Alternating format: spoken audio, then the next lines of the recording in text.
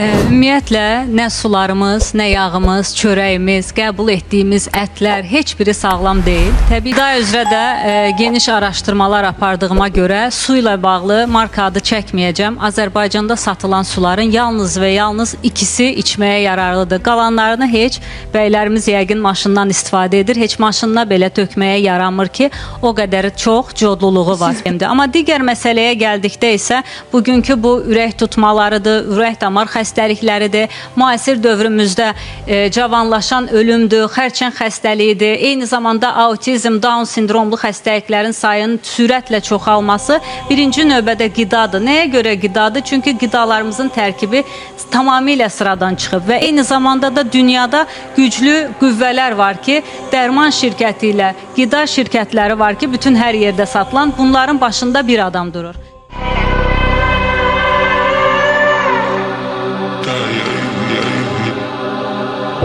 Nəyə görə əvvəllər bu qədər autizmli, Down sindromlu xəstələr yox idi? Çünki geni dəyişdirilmiş orqanizmli məhsullar yox idi və həmin qidalarla xəstəliyi yaymaqla digər xəstəliklərin də dərmanları satılır.